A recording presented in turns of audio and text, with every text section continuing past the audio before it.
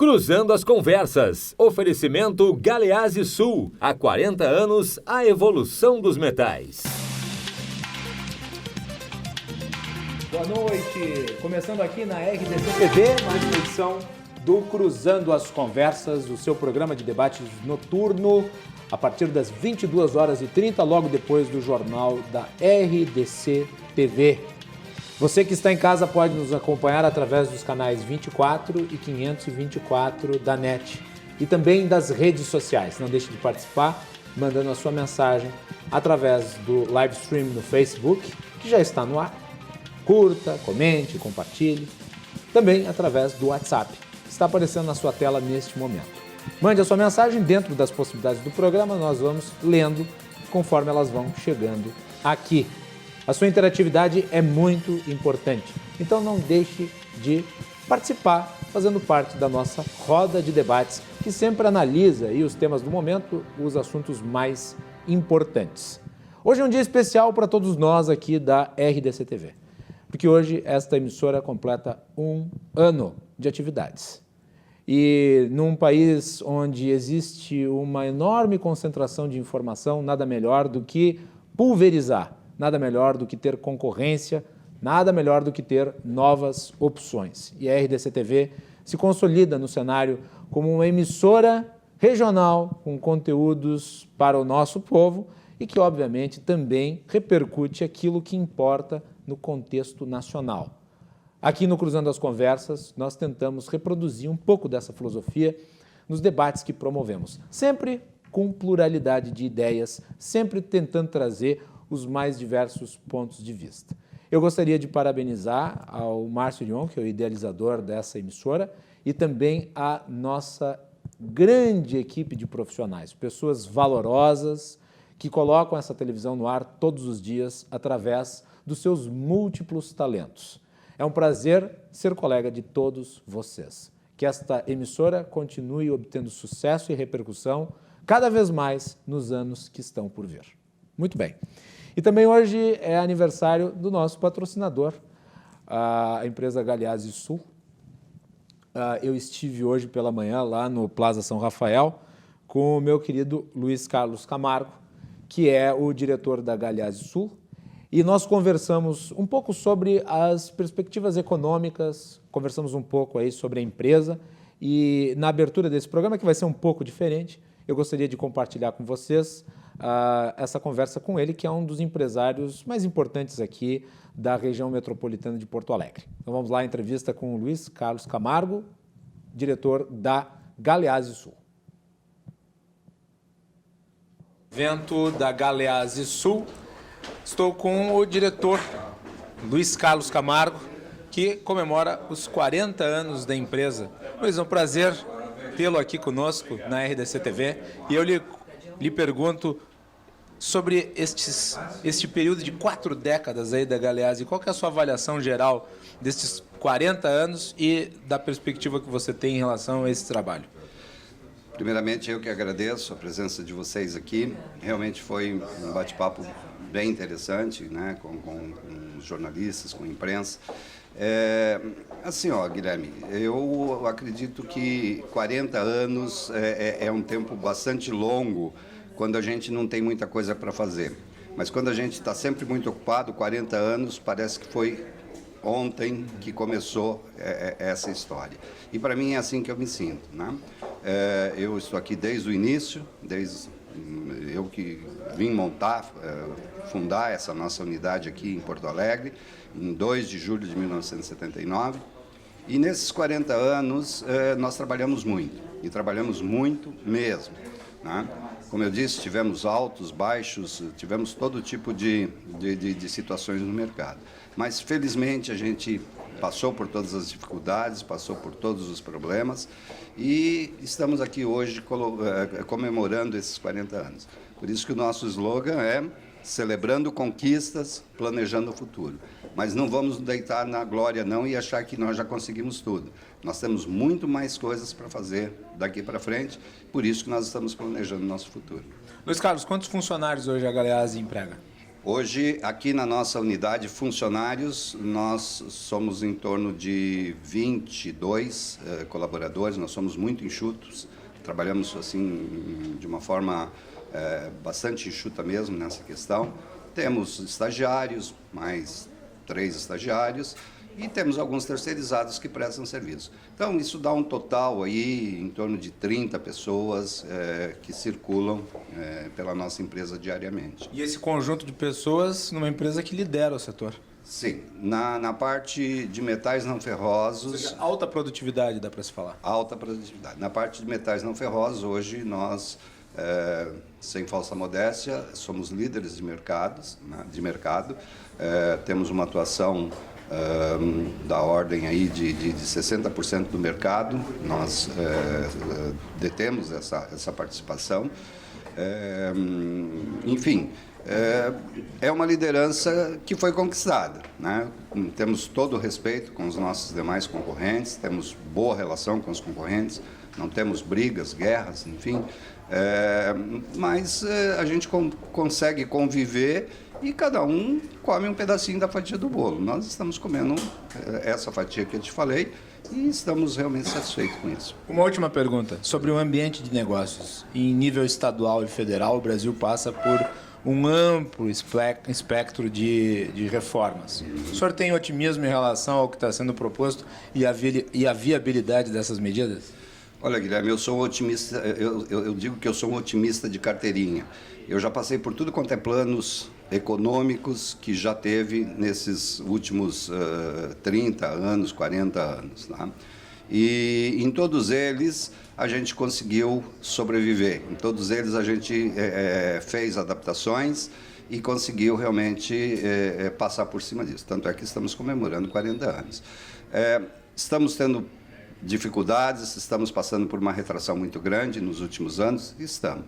Mas acreditamos que isso vai ser revertido, temos esperança de que vai haver mudanças substanciais, as reformas todas que precisam ser feitas, têm de serem feitas, e com isso eu acredito que a gente vai começar a ter um crescimento. Não um crescimento de China, evidentemente, mas crescimentos pequenos, mas gradativos.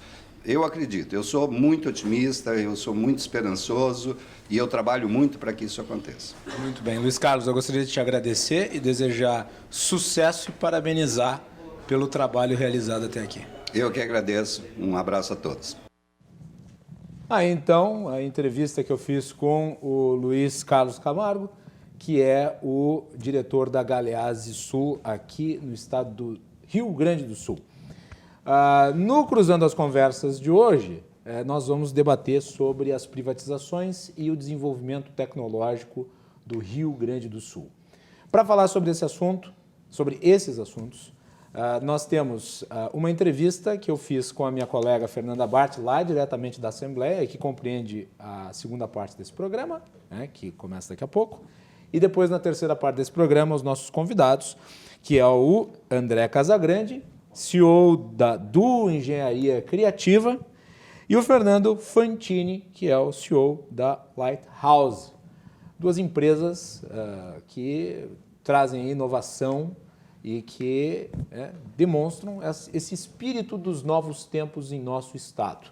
Eu também tinha convidado o Jaime Wagner, que é um especialista na área das startups, mas o Jaime acabou sofrendo um imprevisto de saúde, se acidentou, não foi nada grave, mas nós aqui desejamos de imediato para o Jaime pronta recuperação para que ele possa participar do nosso programa numa outra oportunidade. Muito bem. Hoje, como vocês devem ter visto na nossa programação, nós estivemos fazendo a cobertura na Assembleia Legislativa dos projetos de lei que autorizam o governo do estado a privatizar 3 empresas que atualmente são controladas pelo estado: a CE, a CRM e a Sulgás. Os resultados foram acachapantes para o governo, 40-14, 40-14 e 39-14. Na última votação, o Thiago Simon se absteve de votar. Mas vejam só a diferença, né, entre os votos pró-privatização e os votos contrários à privatização. Era esperada que a votação se estendesse ao longo da noite, mas o governo conseguiu aprovar um destaque que derrubava as emendas a cada um dos projetos. Então imagina, discutir cada uma das emendas, certamente a discussão se prolongaria por um tempo muito grande. E isso foi abreviado, então ali por 9 horas o debate sobre as estatais aqui no estado já havia se encerrado. Sobre isso eu falei com a minha colega aqui na RDC, Fernanda Bart, direto lá da Assembleia Legislativa. Vamos à íntegra do bate-papo sobre as privatizações. E aí, pessoal, aqui Guilherme Macalossi, especial para o YouTube da RDC TV. Estou junto com a minha colega Fernanda Bart, cientista política e comentarista da nossa emissora. E estamos aqui na Assembleia Legislativa fazendo a cobertura da votação das PLs autorizativas das privatizações da CE, CRM e Sulgás. Fernanda, vamos falar um pouco sobre a história do debate sobre a privatização aqui no Rio Grande do Sul. É velha, é antiga, remonta ainda ao período do Olívio Dutra, quando foi entronizada na Constituição do Estado um dispositivo que obrigava o governador a realizar um plebiscito caso quisesse vender uma empresa estatal. E isso só foi superado neste ano, ano de 2019, ou seja, muito tempo depois do governo do Olívio Dutra. O estado do Rio Grande do Sul, dá para se dizer, nesse tempo todo, ficou parado. Não acha? Parado. Eu sempre achei muito engraçada essa proibição da venda de estatais sem plebiscito, quando tu não precisa de plebiscito para criar uma estatal. Né? O deputado Marcel Van Hatten, quando passou aqui pela Assembleia, ele chegou a apresentar um projeto nesse sentido, para que tu necessitasse ter a aprovação da população para aumentar o gasto público com empresas estatais. Mas não foi para frente. Ou seja, para aumentar o gasto público, que é uma coisa que impacta na vida de todo mundo, porque quem vai pagar somos todos nós, não precisa de plebiscito. Agora, para fechar, estancar, aí precisa de plebiscito. Graças a Deus que caiu essa necessidade, né? E eu acho que foi muito acertada a derrubada do plebiscito, porque os deputados que foram eleitos para essa legislatura já tinham a legitimidade necessária para votar os projetos de privatização. O que a gente pôde ver durante todo o processo aqui da Assembleia e conversando com deputados da oposição e da situação é que nem a oposição estava fazendo muita oposição à venda das estatais. Dá para dizer, né, Fernanda, que após a consolidação da derrota no debate sobre o plebiscito, ou seja, a votação, a retirada da emenda, a vitória da emenda constitucional que alterava a Constituição do Estado, digamos, a oposição perdeu o fôlego e o ímpeto. Isso ficou claro nas votações subsequentes. Né? Mas eu acho também que ficou tão imperativo na sociedade, como esse debate já vem sendo feito há bastante tempo, como tu mesmo lembrasse aqui, já está amadurecido o tema na sociedade. As pessoas já se deram conta de que o governo não tem nem como investir em saúde, segurança e educação, que são as prioridades de toda a população. Né? Que é o que a população mais quer, que é o que o governo realmente tem obrigação de entregar. Todas essas despesas extras que acabam sendo geradas pelas estatais, por exemplo, a CE, todo mundo sabe que é deficitária na prestação de serviços na parte do estado em que ela opera. Ela precisa ser ampliada, ela precisa de novos investimentos. O governo não tem fôlego para fazer isso. A própria ampliação do serviço de gás, o governo não tem dinheiro para isso. Então, se tu queres um trabalho melhor, de mais qualidade das estatais, dessas empresas, tu tem que injetar capital privado nelas, tem que abrir, tem que privatizar. Né? O governo não tem mais como ficar mantendo empresas se não pode nem sequer manter em dia o salário dos servidores das 3 áreas prioritárias, que é a saúde, segurança e educação. Né? Então vale lembrar, só para recapitular, o que aconteceu desde o início da discussão. Ano passado, o governador José Ivo Sartori tentou aprovar exatamente um projeto que retirasse da Constituição a obrigatoriedade de um plebiscito para a venda de estatais. Não conseguiu. Depois não conseguiu nem mesmo realizar o plebiscito. E aqui o governador Eduardo Leite tem culpa no cartório. É sempre bom lembrar, né, já que estamos enfrentando este debate novamente, porque no passado recente houve uma mobilização política, né, específica, que resultou na derrota desta matéria no governo anterior. Então estamos cá de volta falando do mesmo assunto um ano depois. E agora, finalmente, se venceu, se retirou a obrigatoriedade do plebiscito. O que estava em discussão na Assembleia Legislativa eram as leis, os projetos de lei autorizativos, porque cai o plebiscito, mas ainda permanece a necessidade do Legislativo Estadual autorizar o governo a vender as estatais. Isso é absolutamente natural. O que era extravagante é ter um dispositivo que impedia a auto-administração do executivo. Deixando muito claro que se o governo Sartori tivesse conseguido aprovar o ano passado a derrubada do plebiscito, né, tudo isso poderia ter acontecido o ano passado, inclusive o governo poderia ter assinado ainda o ano passado a aderência ao regime de recuperação fiscal, o que facilitaria, né, se tivesse encaminhado nesse sentido, a reeleição do próprio Sartori. E esse foi um dos motivos pelos quais não foi votado naquela época, porque a concorrência visualizou que a aprovação da derrubada do plebiscito e uma retomada dessa política no sentido do regime de recuperação fiscal iria favorecer o governador Sartori na reeleição. Ou seja, foi politicagem da mais pura. E agora a expectativa agora é, obviamente, em relação aos planos de privatização, que terão aí a auferição e o trabalho em conjunto com o BNDES, que é um banco de fomento que tem expertise na área de projetos estruturantes de modelagem de privatização. E a ideia, numa entrevista que fiz, uma entrevista coletiva que eu fiz com o governador, eu perguntei para ele quanto que ele imaginava arrecadar aí com as privatizações, com as 3 privatizações. Ele disse que não poderia, e está certo em fazê-lo, dizer um valor, porque isso poderia ou elevar as expectativas do mercado ou diminuí-las, o que acarretaria em prejuízos. Especialista na área, né? Mas ele disse em torno de 2 ou 3 bilhões de reais. Agora, é dinheiro, né, Fernanda, que tem que ser utilizado de uma maneira inteligente. Não pode ser desperdiçado. Jamais utilizado em custeio, né? Isso está muito claro. O Ministério da Economia coloca as cláusulas para adesão ao regime de recuperação fiscal, que o dinheiro oriundo da venda das estatais, ele vai para abater a dívida do Estado, né? Ele não pode ser usado em outras coisas que não passivo, né? Nada de custo corrente, custeio, nada disso. Mas é muito importante que a gente deixe isso de forma muito clara, colocado, que essa vitória do governo atual, ela abre a possibilidade do governo de adquirir novos financiamentos, né? No momento em que se faz uma moratória da dívida, e aí se vai fazer todo um estudo em cima, tem uma série de cláusulas que o governo precisa acatar, tipo, não pode fazer mais concurso. A palavra moratória é a mais adequada, né? Congelamento. Né? Joga para frente. Porque assim, a moratória pressupõe-se que o governo parou de pagar por livre e espontânea vontade sem um acordo com a União. No caso, há um acordo com a União. Portanto, é uma renegociação. Para frente a dívida, né, e dá um fôlego para o governo reestruturar a sua economia, reestruturar as suas contas.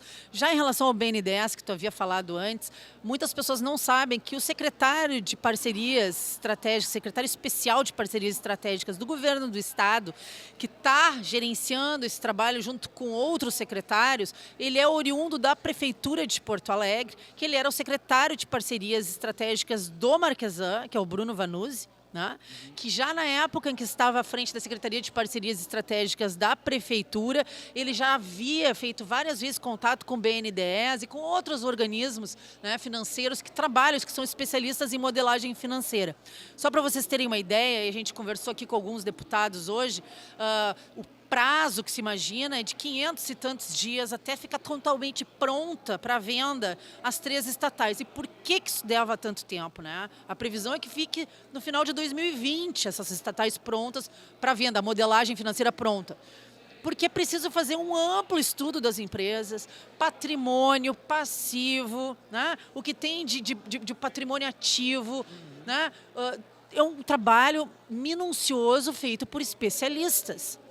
Depois disso é que se sabe ao certo. Não é aquela velha história, não é aquela velha história de entregar patrimônio público a preço de banana. Quer dizer, vai ser feita uma análise minuciosa, pormenorizada, com técnicos especializados que vão certamente encontrar dentro do mercado aquilo que realmente essas 3 empresas valem, e isso vai retornar para o Estado através de recursos importantes que certamente serão reinvestidos no nosso crescimento. Até nessa análise de modelagem financeira, é costumeiro que se faça a análise de tamanho de crescimento de mercado possível, né? O que mais que poderia ser feito de investimento, o quanto essas empresas podem ser ampliadas, a demanda que existe, o mercado que existe a ser conquistado, ou seja, tudo isso é usado para agregar valor às empresas, né? Se por um lado algumas têm um passivo muito grande e problemas como a CE, é preciso também saber que quem vai comprar a empresa saiba exatamente o tamanho do investimento que tem que ser feito. E isso dá uma credibilidade para a operação, né? E atrai muito mais investidores, inclusive investidores internacionais, porque não é assim, ó, eu dizendo para ti, ou o ente governo dizendo, a empresa vale 1 bilhão. Não, é todo um estudo minucioso que dá credibilidade e capacita a venda, né? Muito bem. E é isso aí. Gostaria de agradecer a Fernanda pela parceria aqui nessa cobertura e convidar vocês a acompanharem a programação da RDC TV, que completou 1 ano no ar, Fernanda?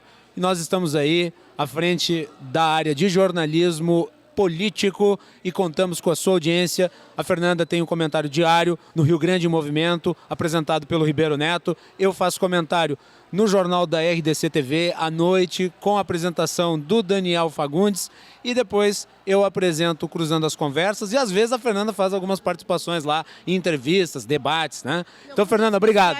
E alguns especiais como esse que a gente está fazendo hoje, né? A RDC é o único canal multiplataforma que existe hoje no Rio Grande do Sul, o único que tem uma equipe grande de economia e política formada, atuante, e que se propicia, né? Se deixa criar esses momentos, se deixa inovar, né? No YouTube, no Instagram, no Facebook, no Twitter, estamos em todas as plataformas. É isso aí, e nós contamos com a sua audiência. Até a próxima.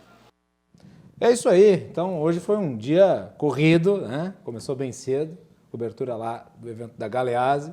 Depois nós tivemos a Assembleia Legislativa. Estamos aqui agora para analisar essa questão toda e falar um pouco também sobre tecnologia, porque os nossos convidados sabem tudo sobre o assunto. Mas eu gostaria de perguntar ao André e ao Fernando o que eles acham, né, desse novo patamar que o Estado chega agora com as privatizações, em termos de possibilidade de um futuro financeiro para o Estado, né? Porque vocês, dois empresários, assim como o Luiz Carlos, enfrentam uma realidade adversa e ela é oriunda de um Estado deficitário, quebrado, sem dinheiro, sem recursos. Eu gostaria de saber o que vocês acham disso, qual que é a opinião que vocês têm em relação a este processo que nós vivenciamos hoje lá na Assembleia. André, bem-vindo. Boa noite. Boa noite, Guilherme, boa noite, Fernando e telespectadores. Eu acho que é uma saída, eu acho que é uma luz.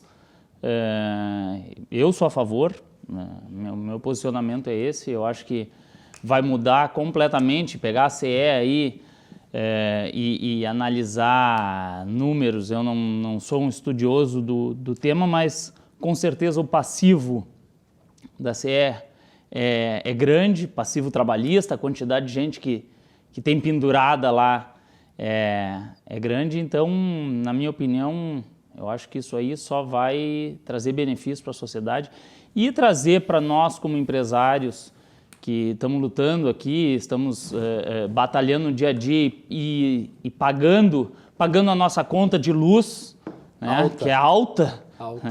Por causa da ineficiência também da CE. Então, acho que isso aí traz para nós como cidadãos e traz para nós como empresários. Sabe que esses dias, André, eu estava comentando com uma amiga, fiz até uma pequena análise para o rádio daí, envolvendo isso, mas falávamos sobre o valor das tarifas que são praticadas. E ela dizia assim, mas uma parte da CE já foi privatizada e ainda assim as tarifas são altas. Afinal de contas, por que isso acontece? Porque 36 taxas ou impostos incidem sobre a energia elétrica. O telespectador que nos assiste paga 40% de tributos em cima da tarifa energética, assim como paga mais de 40% sobre a gasolina, assim como paga mais de 40% sobre o valor dos medicamentos, assim como paga mais de 40% sobre o valor da telefonia. Então, mesmo quando o serviço é privado, ainda tem o custo do Estado embutido ali através dos impostos. Pesado. Muito bem. Fernando Fantini, bem-vindo. Boa noite. Bom, prazer recebê-lo pela primeira vez aqui no programa. Obrigado, Guilherme. Obrigado, André. Bom, nosso mundo de tecnologia aqui no estado, de inovação, eu acho que carece muito de N coisas, né? O empresário precisa de crédito, em geral, em linha dele. Acho que o pessoal que está começando precisa ter acesso a um capital de início de suas empresas. Isso daqui falta incentivo, faltam realmente, acho que, essa circulação. Mas uma coisa que eu gosto muito quando eu debato sobre privatização é que simplesmente alivia, de repente, o governo de pensar naquilo que não é ocupação primária dele, né? Dentro de empresas a gente vive isso o tempo todo, né? Estou tentando limpar aquilo que não devia estar tirando o foco da gente fazer outro tipo de coisa. E, na minha opinião, CE, Sulgás, esse tipo de serviço que pode ser tratado como empresa privada, não tem que ser tratado pelo governo. Ou seja, abaixo o Estado empresário, viva o Estado que investe nas suas áreas específicas. Exatamente. E nós vivemos todos aí que acompanham o programa, sabem da realidade lamentável das contas públicas. Hoje os funcionários do Estado que prestam serviços na área de segurança e educação acabam sendo vitimados por esse contexto. E, obviamente, ainda que no passado pudesse justificar a existência de empresas prestadoras de serviços que hoje a iniciativa privada responde com melhor qualidade e maior eficiência, não se justifica mais, né? Então era hora realmente de fazer uma mudança aí. E eu só lamento que a mudança seja, né, tão pequena diante dos desafios, porque, vejam só vocês, né, o valor das privatizações não é suficiente para resolver o problema, né? O fluxo de dívida que o Estado do Rio Grande do Sul tem é muito grande. Apenas uma ação de médio e longo prazo é que pode resolver isso, que é a renegociação da dívida, ou seja, você criar a condição para que em 5, 6 anos o Estado implemente outras ações que, quando resolvida a questão envolvendo a renegociação, volte às condições mais adequadas para que ele consiga quitar todas as suas contas. Então é isso ou a falência absoluta. E sempre tem aquela história, né? Vocês empresários sabem, o Estado, ao contrário das empresas, não quebra. Quebra com a gente. Exatamente. Ele piora a vida do cidadão. Ele piora a vida do cidadão. Ele aumenta uma alíquota, ele vai lá, ele ajuda a piorar. Exatamente. Conforme ele vai degringolando em termos financeiros, ele vai criando um custo cada vez maior para os seus financiadores, que são os pagadores de impostos. Então, estradas ficam deterioradas, a segurança pública não é feita, professores não são pagos, pessoas ficam nas filas dos hospitais e assim nós vamos indo. E toda vez que o Estado vê os seus indicadores econômicos afundando, todos esses fatos se tornam mais relevantes, tornam-se mais evidentes e os problemas se acumulam. Muito bem, nós vamos fazer um intervalo e depois nós vamos fazer a volta aqui do programa para falarmos especificamente sobre desenvolvimento tecnológico, que é um ativo que pode ser explorado aqui no Rio Grande do Sul e que ainda não é muito compreendido como fonte de riqueza diante de um Estado que é produtor de commodities. Então, é uma mudança muito radical aí e nós vamos tentar compreendê-la. Quais são as oportunidades e, pior, quais são os entraves que existem para o desenvolvimento dessas novas tecnologias? Voltamos em seguida.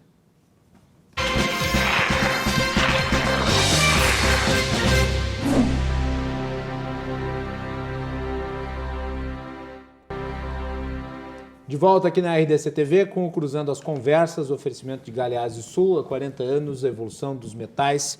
Estamos hoje falando sobre privatização e desenvolvimento tecnológico no nosso estado. Você pode nos acompanhar pelos canais 24 e 524 da NET e também pelas redes sociais, através do live stream no Facebook e também no WhatsApp. Os nossos convidados aqui na mesa são o Fernando Fantini, CEO da Lighthouse, e o André Casagrande, CEO da Duo Engenharia Criativa.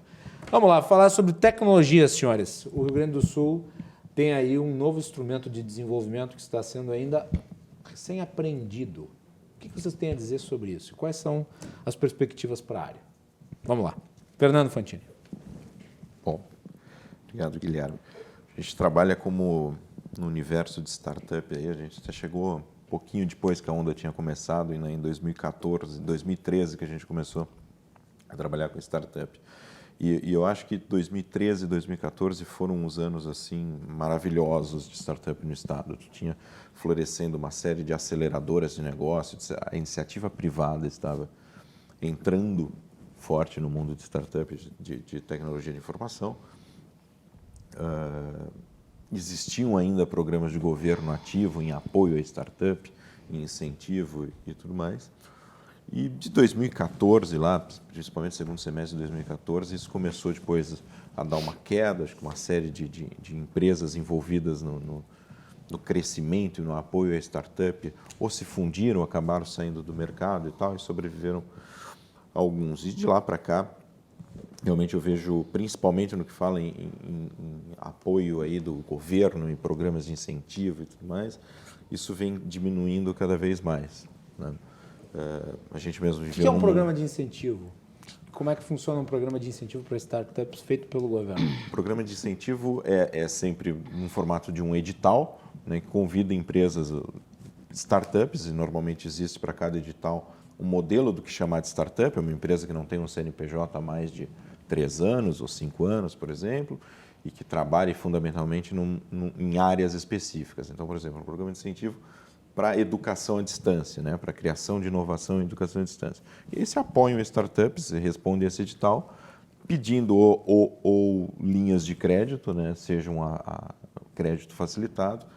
Tem programas de incentivo desse tipo, tem programas de incentivo de puramente destaque, né, que te colocam em mídia especializada, te colocam um prêmio, mesmo que não seja valor de investimento, mas esse prêmio acaba te dando algum tipo de destaque. Então, são esse tipo de linha. Uma contribuição aqui, Fernando. Vou falar, primeiro agradecer o convite, porque falar sobre isso aí é a nossa vida, é o nosso dia a dia, e ter a oportunidade de falar sobre desenvolvimento tecnológico, inovação e fomento a isso é importante a gente trazer. Falar sobre programa de incentivo estatal, a gente pode ir para 3 linhas básicas que são distintas, mas que vêm de encontro a uma necessidade que toda startup ou toda empresa tem, principalmente base tecnológica. Necessidade de funding, necessidade de dinheiro.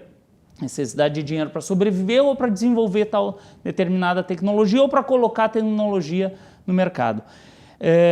3 são as formas principais. Uma, por incentivos fiscais. Então, tu tens lei do bem, lei de inovação, que beneficiam empresas maiores que estão em lucro real e têm outras características para uso de incentivos fiscais para desenvolvimento tecnológico. Tu tem programas que são na linha programas de editais de subvenção, que é o famoso financiamento não reembolsável, conhecido como fundo perdido, que não é fundo perdido, hoje está em desuso essa terminologia.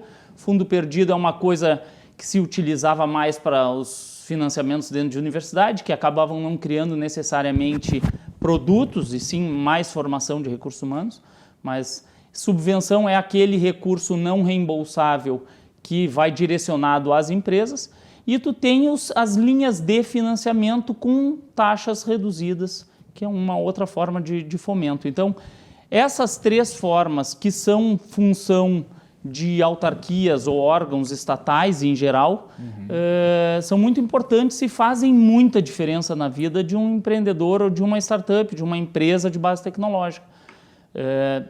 Hoje a gente vai ter a oportunidade para falar disso, tem editais hoje abertos, tem um edital aberto, estão vindo outros editais nessa linha de subvenção, e isso faz muita diferença. Mas isso é uma coisa que acontece a cada um ciclo de determinados... o último edital que teve foi 2016, aqui no estado, de abrangência estadual, nacional, inclusive. Então, a gente fica carente esperando um novo momento para submeter um bom projeto que é para desenvolvimento. Por que tu acha que houve essa diminuição no número de editais? Porque o recurso ele é limitado, né? Existe uma... Estavam gastando com a CRM. Porque exatamente, o recurso está indo para outros fins.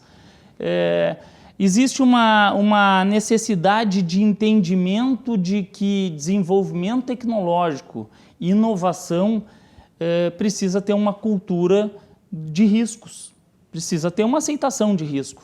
E o empresário, o grande empresário, tradicional empresário, ele é avesso a risco. Ele quer minimizar risco, ele quer fazer investimentos mais seguros. Quando a gente fala de desenvolvimento, mas efetivamente... O problema é do empresário brasileiro que, avesso ao risco, resolveu consolidar o capitalismo de risco zero. Quer dizer, onde o investimento público se dá, ele se financia através do investimento público, e se ele quebrar, quem tomou prejuízo é o Estado. Nós vemos isso em nível federal, né, com grandes empresas aí metidas nesses casos de corrupção que nós vimos, né?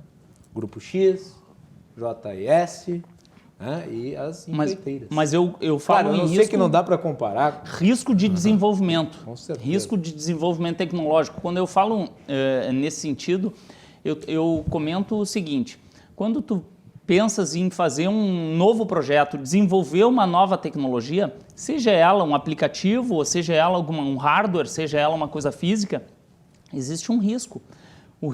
O primeiro risco é de que aquilo nem funcione. Né?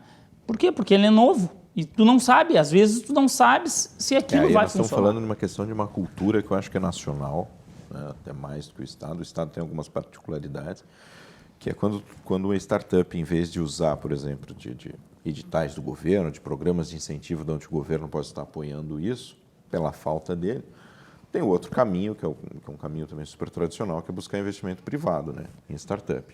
Tem investimento profissional e investimento semi-profissional, por assim dizer. Né, tem muito investidor anjo, que é o nome, que é o cara que é um amigo, um conhecido, um parente, né, ou é um investidor, mas mais low profile, que acredita na ideia de alguém, acredita naquela startup, vai lá e bota dinheiro pessoal. O famoso patrocínio. Exato. Patrocínio. É o 3F, Patrocínio. né? Conhecido como 3F, o Friends, Family, Friends and Fools. Fools. Fools! Fools, Então, para quem não investimento sabe inglês, é tolos. Vamos lá, só para... Funciona bastante. E às vezes os friends e os families estão na categoria fools. Mas tudo É, bem. é. Vamos lá, continuando. Tem alguém que está rindo lá das minhas startups. Essa hora. Por que tu diz isso? Tô brincando. Vamos lá, Startups continuando. então nascem com investimento anjo. É muito ainda aqui no Brasil, eu acho isso fantástico. O problema é que o investimento anjo normalmente é limitado. Então é muito difícil tu vai ter um investimento anjo de 5 milhões de reais, 10 milhões de reais. Então, um investimento anjo, outra sei lá, etapa, de né? 50, 200, 300 mil reais. Né?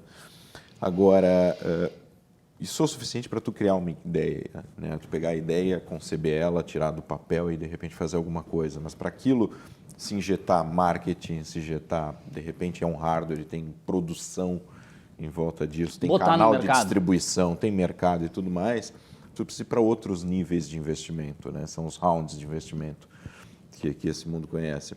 Então, tu tem um série A, um série B, quer dizer, cada novo round de investimento tem uma classificação e basicamente significa o quanto de aporte aquela empresa está recebendo para crescer e se desenvolver.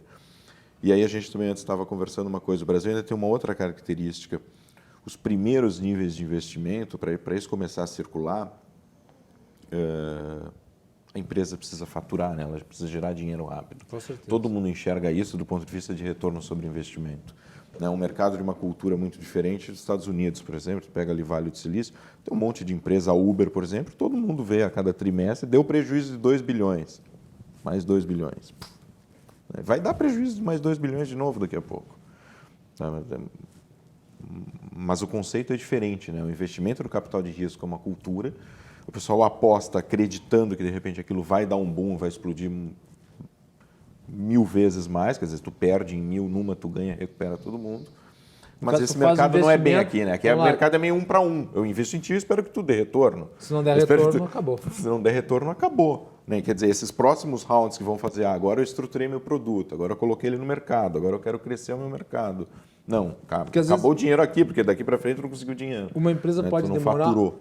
Uma empresa, no caso, uma startup, ela pode demorar mais do que se espera do ponto de vista daquele investidor que é um investidor um pouco ansioso assim, de fazer um aporte. Às vezes pode demorar 1, 2, 3 anos de prejuízo para ela começar a dar lucro. Pode Isso e é acontece. normal, Não, isso vai ela vai acontecer. acontecer, né? Então tem que ter uma cultura de investimento no Brasil, que talvez não exista. Tem que trabalhar essa perna da... Nós não estamos no zero absoluto, existe muita joint venture, muita empresa especializada em investimento. Esse mercado é muito maior em Sudeste, São Paulo principalmente. São Paulo, Rio de Janeiro teve os crescimentos nisso, tem alguns focos no Nordeste. Eu acho que o Rio Grande do Sul tem bons movimentos, mas obviamente não está estruturado num nível de São Paulo, que tenha já venture capitals, né, empresas especializadas em fazer esses aportes em startups e preparadas aí numa série de programas de como isso daqui acontece. Aí entra um outro problema, né? O investidor costuma gostar de dar dinheiro para quem está perto dele. A grande maioria tem esse perfil. Por quê? Porque o investidor que está com X% da tua empresa, está colocando dinheiro, ele sai no meio da tarde, vai tomar um cafezinho, vai, né, começa a puxar dicas se aquele teu plano de negócio que tu estava montando, como é que está indo a execução. Ele quer estar perto do capital investido dele. Né? E outra, esses investidores são investidores com capital intelectual também. Eles estão dando dica do teu negócio, eles estão vivendo mais ou menos o teu mundo e indo lá e te ajudando. É isso que se busca. É o chamado smart money, né? De startup, né? Não é simplesmente dinheiro, tem N linhas de conseguir dinheiro aí. É às vezes mais barato do que com um investidor em cima da tua startup pegando lá 20% do teu negócio. Mas sem dúvida, se tu não fizer a bola de neve começar a ser criada aqui no estado, né, tu ter uma cultura de investimento, tu ter dinheiro circulando, tu ter gente apostando em capital de risco, a simples distância do centro de onde isso acontece no Brasil já é o suficiente para tu morrer por aqui. O teu plano de negócio costuma ser ir para São Paulo, né? Ou montar uma base lá, ou estar perto de lá. São Paulo continua sendo um mercado mais atrativo que o Rio Grande do Sul, até mesmo nessa seara das startups? Sem dúvida. Por quê, André? Por isso. Eu acho que tem muita coisa. Há uma cultura empreendedora mais fortificada lá no Não, tem muita coisa. Até tem bastante investidor e está acontecendo... estão acontecendo oportunidades aqui também. Né? Mas se a gente olhar, buscar as oportunidades que tem... Na Fundação de Apoio à Pesquisa, a FAPESP versus a FAPERGS, a gente fica quilômetros-luz atrás. Por quê? Porque lá tem muito mais dinheiro, lá tem muito mais relacionamento e lá tem muito mais empresa. Então, tudo acontece numa ordem de grandeza ou 2 ordens de grandeza a mais em São Paulo. Mas existe aqui. Agora, por outro lado, nós temos também a cultura do gaúcho, da outra vez eu falei dos caranguejos, tem essa coisa da dificuldade de se juntar e se criar alguma coisa. Hoje se fala muito em inovação aberta e inovação aberta, de fato, tem que ser aberta e as pessoas têm muito receio de abrir a sua ideia, de abrir o seu projeto, de chamar... Vergonha, medo de que roube. Medo de fracasso. Medo de fracasso ou medo de que eu conto a minha ideia para o Fantini, ele vai lá e faz a minha ideia. O medo do fracasso, ele é impeditivo da obtenção de sucesso. Com certeza. E quem arrisca não petisca. Com certeza, mas daí eu fico arriscando sozinho, eu não chamo o outro para tentar me ajudar porque ele pode me roubar a ideia. É incrível isso. Aqui eu assino muito mais cultural. É uma questão cultural. Então, não se vê isso em São Paulo, por exemplo. Se vê diferente. Os caras se veem... Os gaúchos são desconfiados. Como é que nós podemos juntar e fazer alguma coisa acontecer lá? Aqui os caras veem... a preocupação é quanto é que tu vai ganhar nesse negócio. Não é quanto é que eu vou ganhar. Quanto é que tu ganha nesse negócio que eu estou te oferecendo. Daí é o que nós estávamos falando. Aí tu senta para falar. Vamos falar numa ideia, ô Fantini. Eu trouxe uma ideia aqui, ó. Uma ideia de um aplicativo e tal. Eu te dou aí 10% do meu negócio para tu desenvolver o aplicativo. Faz o aplicativo. Não, 10%, cara. O Fernando Fantini vai me rir na minha cara e vai dizer, cara, tu não tem um negócio. Ideia boa, o inferno está lotado. Para transformar essa ideia num negócio tem um longo caminho. Não é uma coisa assim... Não é tive uma ideia, de repente eu tenho uma startup, eu tenho uma empresa. Isso, a gente está falando aqui, não é tudo culpa da falta do não sei o quê, da falta não sei o que lá, falta do empreendedor também. Tanto é empreendedor. Tanto é importante o assunto que está sendo debatido aqui no programa. Agora, vocês não acham que é uma vulgarização do termo, startup? Eu vou criar uma startup. É que o conceito para mim, para nós, é o seguinte, pegar nos Estados Unidos, para os caras, qualquer empresa nova é uma startup. Abrir uma empresa é uma startup. Mas ela não significa necessariamente... É o novo nome da microempresa. Exatamente, de uma coisa nova. Porque está iniciando. Mas aqui ela tem um conceito que vem atrelado do seguinte, uma startup, ela é nova, ou ela é relativamente nova, ela tem um potencial de crescimento grande por uma nova tecnologia, ela tem alguma proteção de mercado por este conhecimento e essa nova tecnologia atrelado, ela tem por trás dela um ou alguns empreendedores que são os detentores deste conhecimento, que fazem a diferença naquela startup, tanto é que quando vem um investidor colocar dinheiro na startup, ele quer manter o empreendedor, e quando esse round já é maior, com um fundo de investimento, o fundo fica limitado a 49% das ações da empresa para que mantenha o empreendedor lá. Né? Então existe uma série, o primeiro round de investimento é 10%, 15%, 20%, aceleradoras e tal, mas quando tu vai para um fundo que já é um ticket de 2 milhões, 3 milhões, eles ficam nos 49%. Se eles não veem que a empresa, que a startup tem um potencial de multiplicar o valuation dela em 5 anos, em 10 vezes, eles não botam. Ponto. É simples assim, mas senão eles... Então, existe Só esse... para explicar para o público, já que a explicação veio com estrangeirismo, o que é valuation? É valorização, é isso? É a valorização da empresa. Então, os caras fazem uma avaliação de valor no momento da aquisição ou da participação, do investimento, e dizem, olha, a tua empresa hoje vale 1 milhão. Eu vou botar 500 mil. Como é que tu consegue, por exemplo, mensurar o valor de uma empresa digital? Essa é uma grande discussão. E tudo bem, o Google é uma empresa porque digital. Tem o preço argentino também, né? Mas o Google é fácil, né? Ele está na bolsa. O Google é fácil, ele está na bolsa com as ações dele abertas. Se hoje, a preço de hoje, de fechamento das ações do Google, vezes o total de ações, tu tem o valuation do Google. O problema é quando não está na bolsa. O problema é de uma empresa que não tem faturamento. É pior ainda. Porque quando ela fatura, tu tem vários cálculos. E se ela não fatura? Não. Uma empresa que tem faturamento, existe metodologia matemática objetiva que, ainda que seja... que tenha algumas certas incertezas.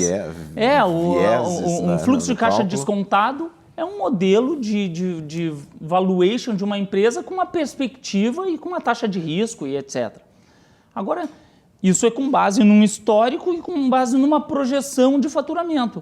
E a startup que não fatura ainda?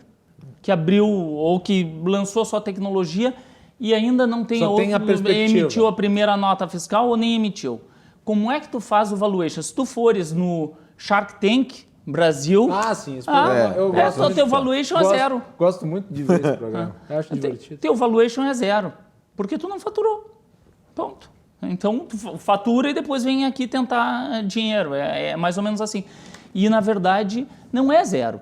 Então, os métodos não objetivos que são utilizados são vários e, bom, daí tem a questão do preço, o valuation e depois o preço que alguém quer pagar. De fato não tem hoje, uma técnica tão muito claro. O valuation vem do quanto quer pagar ou do quanto o último pagou. Tu tem um investidor anjo, que eu falei, que entrou contigo no negócio, e ele é 30% da tua empresa, te deu 100 mil reais. 100 mil, a empresa vale lá 300 e poucos mil. Porque alguém pagou 100 mil por 30% dela, faz a regrinha de 3, tem um valuation da empresa. Mas é o valuation baseado no que aquela pessoa pagou. Vem um outro, paga o dobro outro é valuation. O que o mercado normalmente de investimentos em startup está procurando são as empresas capazes de multiplicar exponencialmente esse valuation. Perfeito. Eu botei 1 milhão por 10%, mas daqui a pouco esses meus 10% vale 100 bilhões.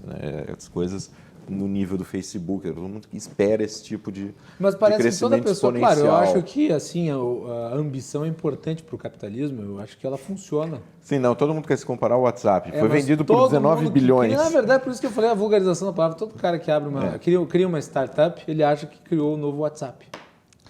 E por Isso é uma outro coisa lado, que eu acho que é uma coisa que as pessoas têm que ser educadas para isso. e por outro lado, A maioria dos empreendedores sempre vão ser pequenos empreendedores. sim, É um que outro que se torna um multibilionário.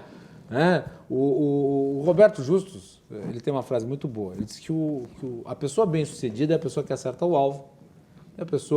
O gênio é a pessoa que acerta o alvo que ninguém viu. Simples, é isso. Então, quantos fazem isso? São poucos. Né? A gente não conhece muito, a gente não conhece quase ninguém que faz isso. Né? A gente conhece talvez uma pessoa, 2 pessoas, mas a maioria das pessoas, elas empreendem, são bem-sucedidas dentro de um nicho muito específico, vão viver muito bem, mas também não vão ser o novo Mark Zuckerberg. Né? Não vai acontecer. Né? Eu acho que é importante essa cultura, porque isso evita que a pessoa se decepcione. Esse é o conhecido como unicórnio, né? Que é uma coisa assim totalmente fora da curva, um ponto fora da curva. Agora, por outro lado, existe também uma questão cultural que está mais ou menos estabelecida, que é enxergar que as startups têm que ser digitais, têm que ser com tecnologia, de aplicativo para dar escalabilidade e que não é uma verdade absoluta. Como é que funciona uma startup não digital, então? Jogando aí para você. Uma startup não digital tem um produto... eu tenho uma startup que não é digital. Eu não vou fazer propaganda, mas falando da startup, é um produto desenvolvido com tecnologia, patenteado, hoje licenciado, tem uma condição de alavancar, escalar esse produto para o mundo todo. É um produto inovador, extremamente inovador, e não é digital. É um hardware, é um extrator dentário. Entende? Então, hoje ele está licenciado para a América Latina, Brasil, toda a América Latina, e nós estamos trabalhando o processo de internacionalização. E ele é escalável, porque ele tem um mercado infinito, um mercado muito grande mundial. Ele não existe no mundo. Então, mas ele não é digital, ele não é escalável exponencialmente. Eu para produzir eu gasto uma energia. Para produzir 100, eu gasto 100 vezes, ou 90 e tantas vezes. Para produzir 1 milhão, eu talvez vá gastar 900, eu vou gastar menos por causa da escala. Sim. Mas ele é escalável enquanto mercado. Ele não é escalável enquanto produção. De uma certa forma se ganha. Então, isso é uma startup. É uma startup de base tecnológica, com conhecimento, entende? Então, não necessariamente tu precisas ter um aplicativo que hoje um app, um site ou alguma coisa que seja puramente digital para que tu sejas considerado uma startup ou que tu tenhas uma chance de sucesso. Até porque, né, Fernando e André, o preço de um aplicativo não é barato de ser mantido. Né? Não é caro manter um aplicativo. Não, mas aí eu preciso entrar com uma coisa que é exatamente o meu mundo, né, de aplicativos. Acho que se custa X para tu fazer um aplicativo, para tu tornar ele conhecido, que é o teu objetivo, custa muito mais do que X. O produto tem 2 problemas. É caro comprar a publicidade de aplicativo, comprar o download da pessoa, né? Fazer a pessoa se mexer, tirar o telefone do bolso, quanto é que tá o valor achar disso, o teu app, baixar. tá? Sei. Depende um pouco do modo. Hoje os mais competitivos são jogos, né? Dá para hoje no Brasil tu chegar a pagar R$5, R$6 por instalação. Quer dizer, se tu clicou no botãozinho baixe agora, o cara do lado de lá pode ter pago R$5, R$6 por esse teu clique no botão e ter terminado de instalar. Jogo é muito competitivo. Aplicativos menos competitivos, isso daí cai até 1,20, dificilmente é menos de 1,20 hoje. Por clique? Por instalação. Agora, pensa no seguinte, um percentual desse pessoal que baixou teu app nunca vai abrir teu app. Baixou porque baixou, viu a propaganda bonita, baixou. Aí deixou baixando, esqueceu. Né? Aí é pequeno. A pessoa baixa o aplicativo e deixa lá. Acontece. Tem um residual. Tem outro percentual que baixa e depois desinstala porque falta memória. Mas vamos lá, se o teu app é bom, ele está na faixa dos apps... Vou ter que contar essa. Uma vez eu instalei no meu celular aquele joguinho chamado Angry Birds. Sim. E eu me viciei de tal forma naquela porcaria que eu tive que deletar, porque eu não conseguia fazer mais nada. Cheguei ao cúmulo, senhores, de apresentar meu programa de rádio jogando aquelas galinhas nos porcos verdes. Eu pensei, não, ou eu faço uma coisa ou eu faço outra, ou eu deixo de ser radialista e apresentador de programa de televisão, ou eu vou pro mundo dos joguinhos. Mas, obviamente, né, o jogo era bom. Vamos lá. Não, mas então... muito é isso, você precisa comprar downloads. Então imagina, se o teu app está indo muito bem e tal, você vai fazer uma campanha para comprar download, eu quero 100 mil pessoas baixando o meu jogo. Na versão mais barata, tu vai gastar 100 mil vezes 1,2, né? 120 mil reais para conseguir 100 mil downloads. Quantos desses caras vão usar meu jogo? O meu app, vamos falar de app, né? Teu e-commerce, teu app, enfim.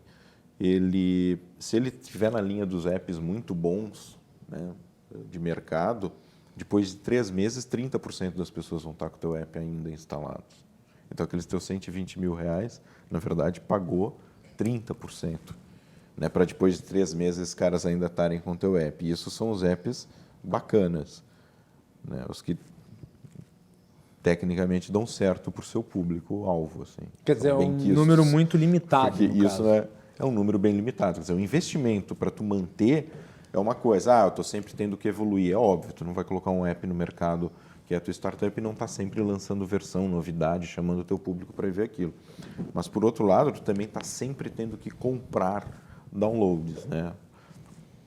Comprar não precisa ser essa compra direta, né? A propagandinha do comprar, tu vai ter canal, tu vai ter assessoria de imprensa, tu acaba conseguindo conquistar público e baratear o preço até a pessoa ser ativada e a querer baixar seu aplicativo. Mas, de qualquer maneira, é um custo muito grande em cima dessa operação para se manter download. Isso muitas vezes porque o download some. Mas isso muitas vezes não é mensurado pela pessoa que quer empreender nessa área de alta tecnologia. Perfeito. Essa área de inovação. Não tem a mínima. Sabe o que é? As pessoas acham que porque é internet é mais barato. E não é necessariamente mais barato. Na verdade, a gente costuma dizer o seguinte, entre tu ter uma ideia e tu ter lá o teu alvo, né? E mirar o teu negócio que tu vai se construir em cima de uma ideia. Tu tem etapas e as etapas são pontuais que tu precisa fazer um planejamento, depois tu precisa ter funding, seja teu, seja de... Né? Depois tu precisa construir um MVP que em software tu vai... E depois quando tu lança, tu achas que tu já... Não, agora eu lancei no mercado e... Tá, agora é sentar para trás e o negócio volta. E não, são novos degraus que tu tens que passar e que às vezes o investimento depois do lançamento de um produto, seja ele app, ou seja ele um hardware, seja ele uma peça, ele é muito grande, porque tu tem que comunicar. E estamos falando de inovação, estamos falando de alguma coisa que tu precisa criar uma nova cultura de uso, tu precisas... Sim, então, quando a inovação é pura, tu tem o problema do marketing primário aí. Nós temos o problema do break. Esse bate-papo super interessante aqui sobre as novidades tecnológicas vai fazer mais um intervalo, nós voltamos na sequência. Eu quero falar, nesse último bloco, sobre os vetores de investimento aqui no estado, onde estão localizadas as áreas mais propícias, quem tem se destacado e por quê. Voltamos em seguida.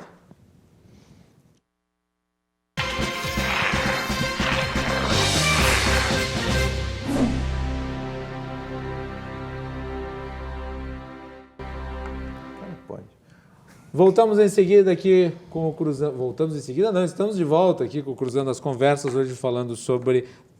falamos no primeiro bloco sobre privatização e nestes últimos 2 blocos estamos falando aí sobre tecnologia, inovações tecnológicas aqui no nosso programa.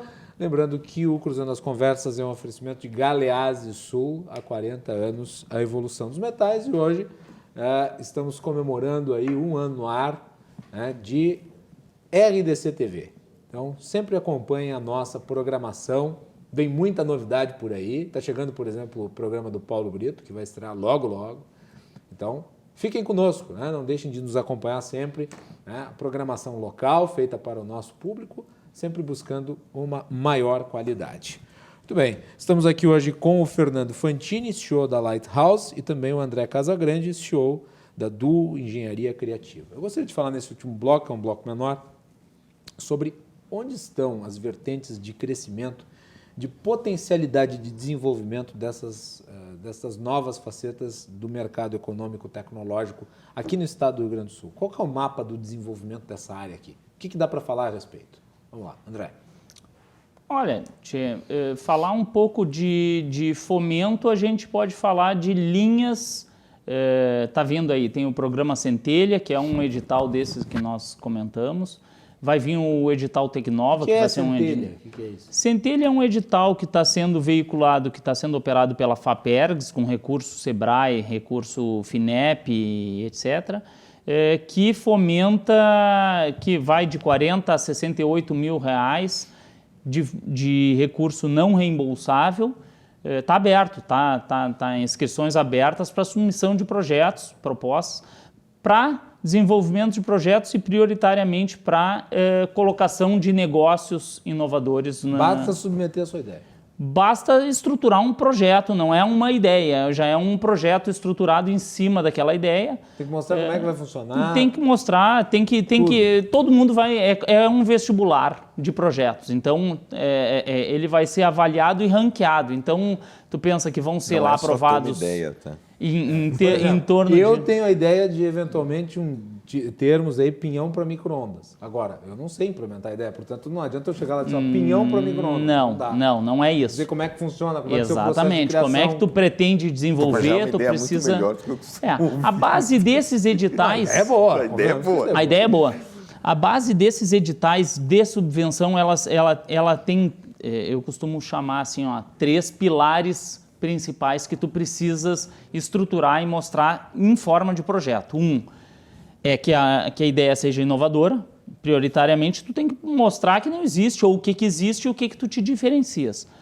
2, esse projeto tem que ter um mercado carente ou uma oportunidade de mercado, uma dor no mercado ou, de fato, uma oportunidade. E 3, tu tens que provar que tu tens equipe ou competência para implementar e desenvolver aquilo. Então, não adianta eu sou uma clínica odontológica e querer desenvolver o projeto do pinhão para micro-ondas. Cara, tu acha um parceiro que seja um parceiro que pode te suportar tecnicamente para tu provares que tu tens competência para chegar lá.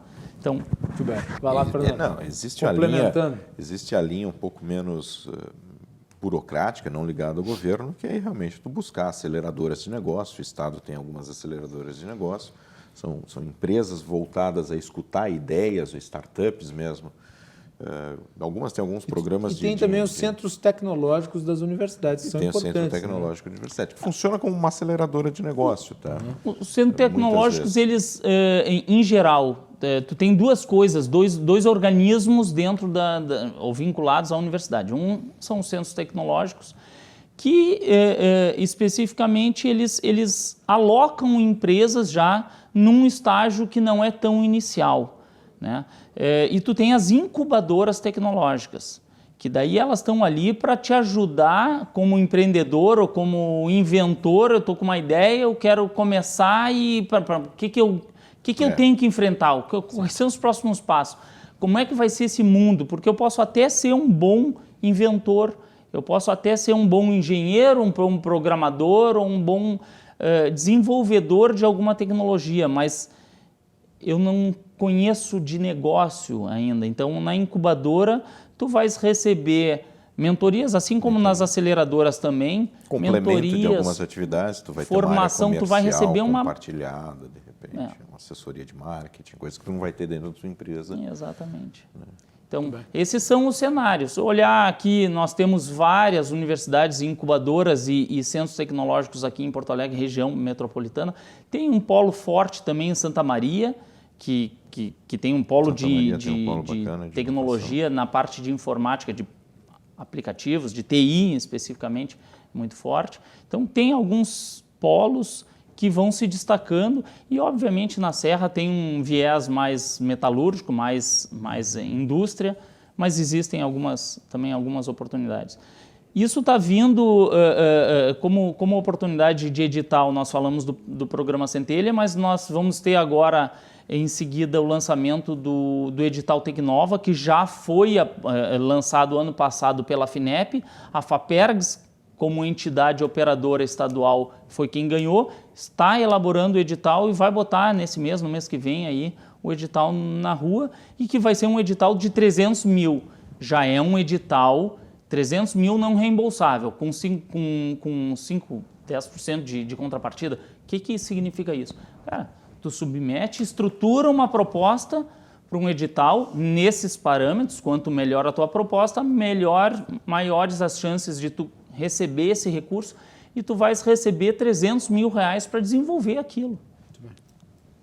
Fernando, quantas startups hoje temos no Rio Grande do Sul? Tens ideia do número? Não sei.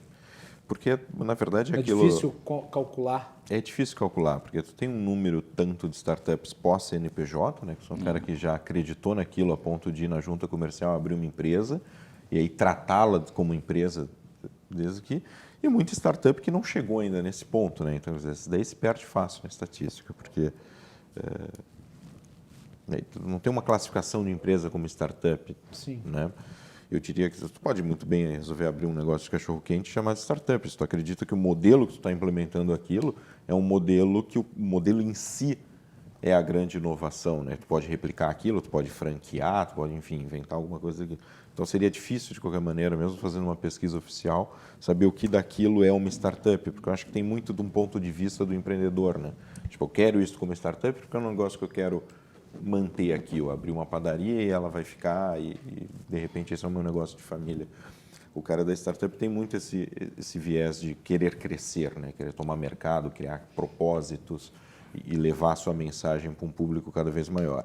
Por isso que está associado ao mercado de investimento direto, né? Eu preciso crescer, eu preciso de grana para isso. Vamos lá, eu vou pegar aqui o exemplo da própria RDC-TV.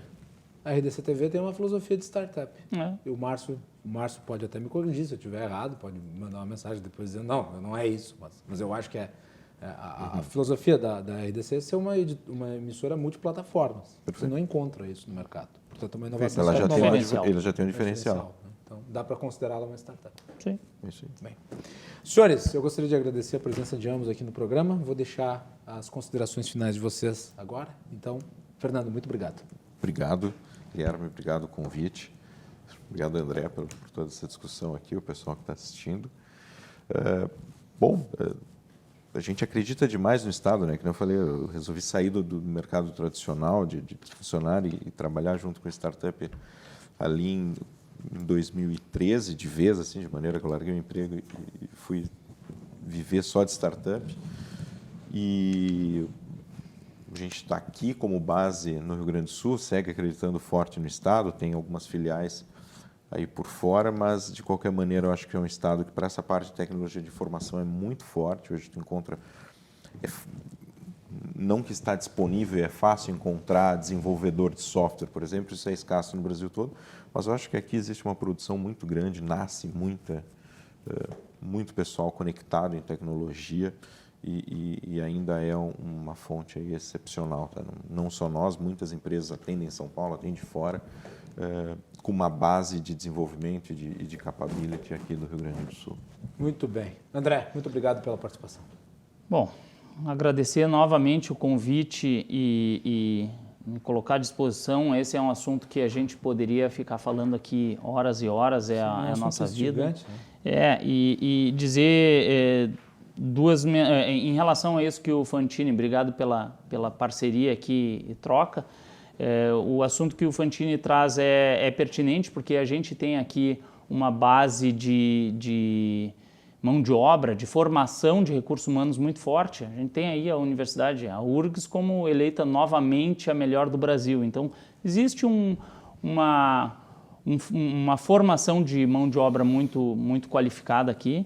E a mensagem é dizer que o seguinte, quando a gente pensa em inovação, a gente tem que estar mirando o alvo, é a transformação, a inovação é o meio, não é o fim. Eu acho que essa é a mensagem principal. Muita gente fala, tem que inovar. Não tem que inovar. Tu precisa te transformar, tu precisa mudar, tu precisa olhar. A inovação tecnológica é o caminho, é a ferramenta que vai te direcionar para isso. Essa é a mensagem. Muito bem. Tivemos então aqui a participação hoje do Fernando Fantini e também do André Casagrande. Aliás, eu quero aproveitar, já que o André está aqui, para mandar um abraço para o meu querido colega, que é primo do André, Diego Casagrande, que está vindo para cá, né? Está vindo para o Brasil aí passar uns dias. Um abraço, Diego. Sei que às vezes nos assiste. Boa noite e nós voltamos amanhã a partir das 22 horas e 30 minutos. Amanhã para repercutir o resultado especificamente da votação das privatizações. Vamos ter aqui os parlamentares debatendo o assunto. Então, fiquem ligados, vai ser quente e vai ser polêmico. Até mais.